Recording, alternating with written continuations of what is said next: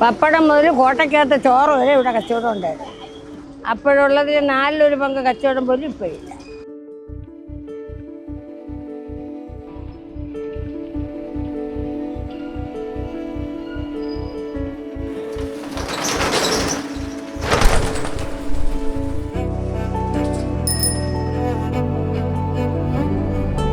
മുപ്പത്തിയെട്ട് വർഷമായി ഞാൻ ഇവിടെ കച്ചവടത്തിന് വന്നിട്ട്. അന്ന് മുതൽ രാവിലെ 2 മണി മുതൽ കച്ചവടം ഉണ്ടായിരുന്നു. നല്ല കച്ചവടമായിരുന്നു, നല്ല തിരക്കും ഉണ്ടായിരുന്നു. ഇപ്പോഴും കച്ചവടവും കുറവ്, തിരക്കും കുറവ്. ഞങ്ങൾ പോലുള്ളവർക്ക് തൊഴിലും കുറവ്, കടക്കാർക്ക് ബിസിനസ്സും കുറവ്. കാരണം ഒരുപാട് കടക്കാരൊക്കെ വന്ന് വാടകയ്ക്കൊക്കെ ഉണ്ട് തന്നെ. ഞാൻ 50 വർഷം മുകളിലായി ഇവിടെ.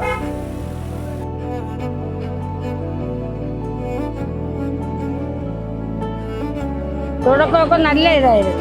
3 മണിക്ക് വന്നാൽ 8-9 മണിക്ക് മുമ്പേ കച്ചവടം തീർന്ന് പോവാം. പിന്നെ ഇരിക്കുന്ന രാത്രി 10 മണി വരെ ഇരിക്കുന്ന കടക്കാരുണ്ട്. അങ്ങനെയൊക്കെ ഉണ്ടായിരുന്നു. നല്ല തിരക്കുണ്ടായിരുന്നു. എല്ലാവരും വരുമായിരുന്നു. തിരുവനന്തപുരമല്ല, കൊല്ലത്തുനിന്ന് വരെ അവിടെ നിന്ന് ഇവിടെ നിന്ന് ഒരു സാധനം വാങ്ങിക്കൊണ്ടു.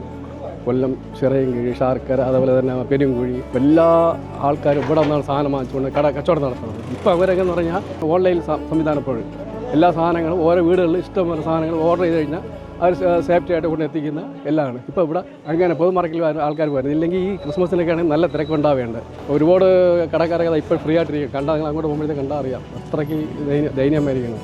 ബിസിനസ് എല്ലാം പോയി.